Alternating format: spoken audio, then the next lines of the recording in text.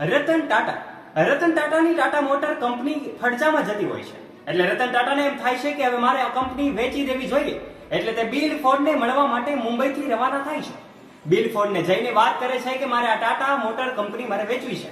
ત્યારે bill Ford એમને કહે છે કે અમે તમારી કંપની તો લઈ જાય છીએ અને અમે તમારી કંપની લઈને તમારા ઉપર અહેસાન કરીએ છીએ. આ વાત સાંભળીને થોડી વાર માટે રતન ટાટા એવો નિર્ણય લે છે કે હવે મારે આ કંપની નથી વેચવી અને પોતે આ વાત સાંભળીને એટલો સંઘર્ષ કરે છે અને ટાટા મોટર કંપની થોડા દિવસોમાં ઉપર આવી જાય છે. અને બિલ ફોર્ડ કે જેની કંપની જેગવાર અને રેન્જ રોવર આ કંપની ફડચામાં જતી હોય છે એટલે એવો હવે રતન ટાટાને મળવા માટે મુંબઈ જાય છે. મુંબઈ જઈને રતન ટાટાને વાત કરે છે અમારે કંપની વેચવી છે. ત્યારે રતન ટાટા કહે છે કે અમે તમારી કંપની લઈને તમારા ઉપર અહેસાન કરી રહ્યા છીએ.